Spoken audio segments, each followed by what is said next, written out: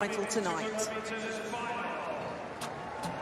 Natasha McDonald of Canada will start in lane number 9, second in her semi-final, 23.21 seconds this season.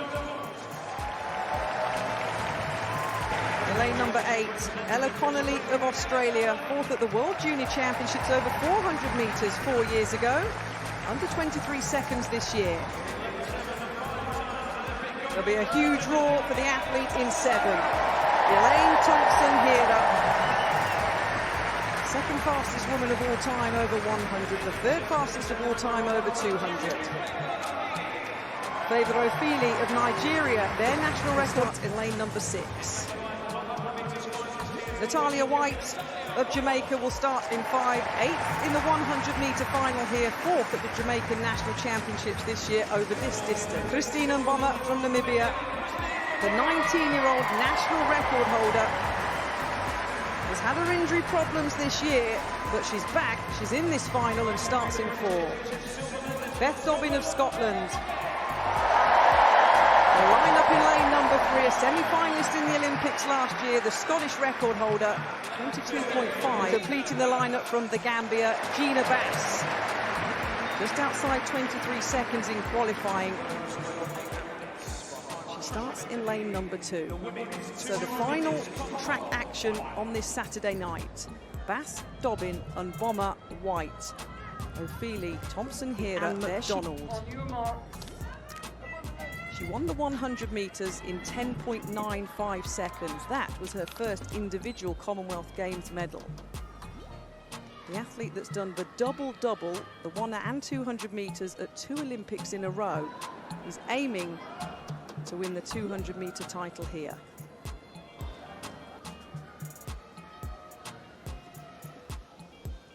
Still shouts from fans around the crowd. But a clean start. Thompson-Herah has got out nicely in lane number 7. She's took the stagger from Connolly outside of her. She's eating it up, the Jamaican. Thompson-Herah into the home straight.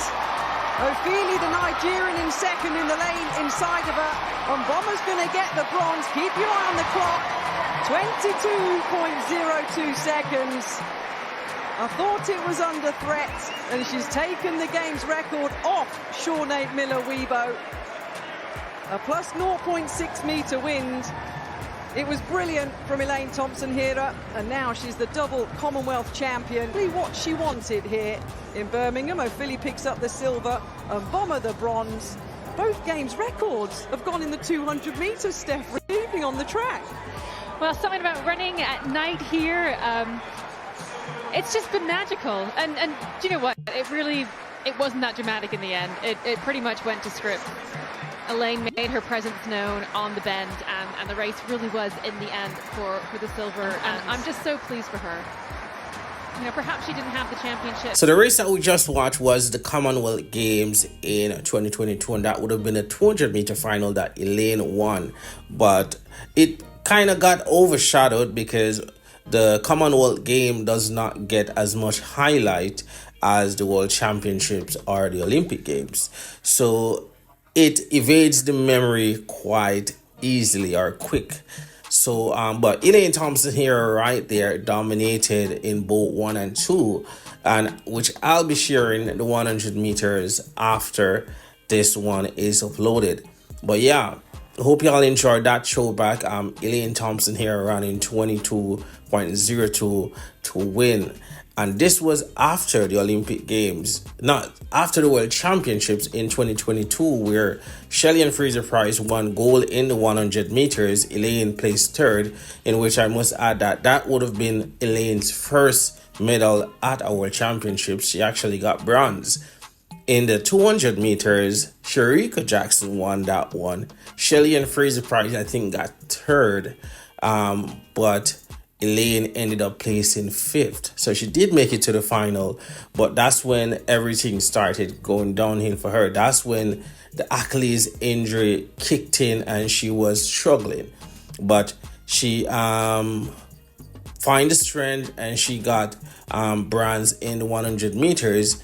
And to end off the season on a high, she went to the Commonwealth Games. And there were no US athletes in the Commonwealth Games because US is not a part of the Commonwealth countries.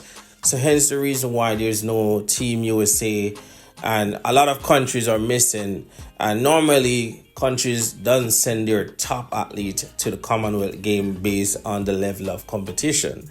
So that's part of the reason why the Commonwealth game doesn't get as much highlight as the World Championship nor the Olympic Games. But regardless though, ELAINE dominated the Commonwealth Games. As y'all can see, that was her winning the 200 meters, in which she dominated throughout the heats. She didn't have much of a competition. I think the main competition that she had was Favor Feely, and she was dominating on the college circuit. She was right behind Abby Steiner that year. Yes. But ELAINE, despite all the setbacks that she had, especially in that year and the years 2023, 2024, she still found the strength to win gold in the 100 and 200 meters at the Commonwealth Games. Now persons are really looking to see what will be the outcome of ELAINE. Is it done for her? Is it back-to-back gold medal at the Olympics, her final achievements at the Olympic Games? Because as we know, she would have missed out on the 2024 Olympics in the year that she should have defended her title. So now persons are looking, especially with young female athletes dominating the circuit. Yesterday we saw the Doha Diamond League in 100 meters, the twin turbos getting the better of Shelley and Fraser-Price, which most are basically saying that this is now the changing of the guards. The Shelley and Fraser-Price is on the verge of retiring, and the twin turbos, Tia and Tina Clayton, are basically kick-starting their career. So is it over for ELAINE, or does she have something left in the tank? Can she get that injury, that Achilles injury, under control to the extent that she can actually perform at the highest level or compete with the highest competition? Because as we know, the women pool is very big and very competitive, especially in Jamaica. And we saw the short space of time that she worked with Shaniki Osborne in 2023. Yes, from around July to around October, we saw a huge improvement, because she took ELAINE from running 11.2 to 10.8.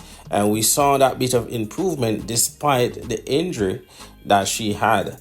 So we're hoping that we can at least see some sign of that, at least for the 2025 season. She can get back to her old self, or close to it, basically.